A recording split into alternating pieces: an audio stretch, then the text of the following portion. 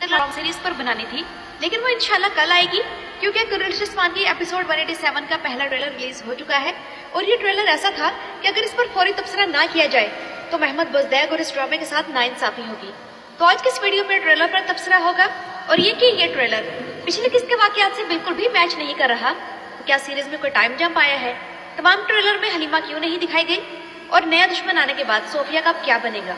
तो नाज़रीन इकराम, एपिसोड 187 की पहले अनाउंसमेंट आ गई है और इस ट्रेलर का मेन कैरेक्टर क्लैडियोस यानी कि वो नया बाज़ंदनी कमांडर है जो कि आने वाली किस्तों में उस्मान बे का मजबूत तरीन दुश्मन होगा।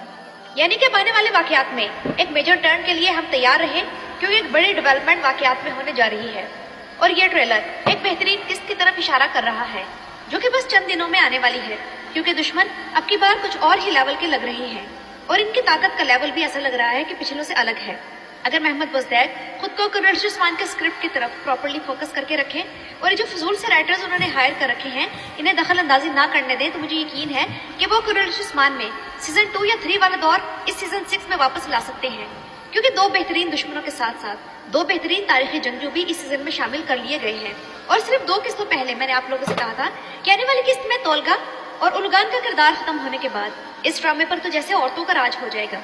लेकिन आप लोग खुद देख लें कि तुर्कों की अक्सरियत ने इसे रिजेक्ट कर दिया है और जो राइटर्स ये फारिग किस्म का सिनेरियो इस सीजन में लाने की कोशिश कर रहे थे, महमद बुज़दैक अगर इन्हें इस सीरीज से फारिग ही कर दें तो बेहतर होगा क्योंकि जब से ये राइटर्स शामिल हुए हैं तब से इस ड्रामे की वो हैसियत और वो चार्म नहीं रहा जो सीजन 3 तक था।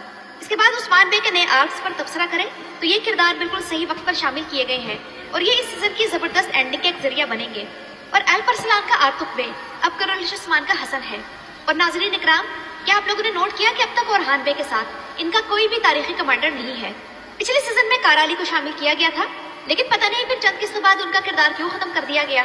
तो अब हसन आग को ओरहान बे का स्पेशल आल्प बनाना चाहिए जबकि कोचा बे उस्मान बे के तारीखी आल्प आकचा कोजा का ही दूसरा वर्जन है।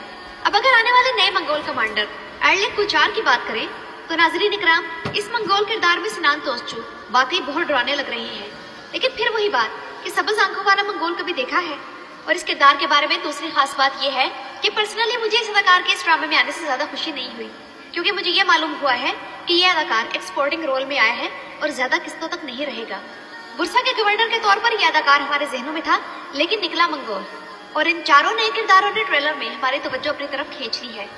सबसे पहले कमांडर क्लैडियोस की एंट्री की बात करें तो इसकी एंट्री से मुझे लुकास वाली फीलिंग आई है क्योंकि उसके बारे में भी यही दिखाया गया था कि वो भी क्लैडियोस की तरह पुरस्कून रहकर खामोशी से अपना काम करने वाला दुश्मन था। लेकिन उसका किरदार जानबूझकर उस्मान बे से ज्यादा कमजोर रखा गया तो इसलिए वो ज्यादा रंग नहीं जमा सका। लेकिन यहाँ ये बात भी जहन में रखनी चाहिए कि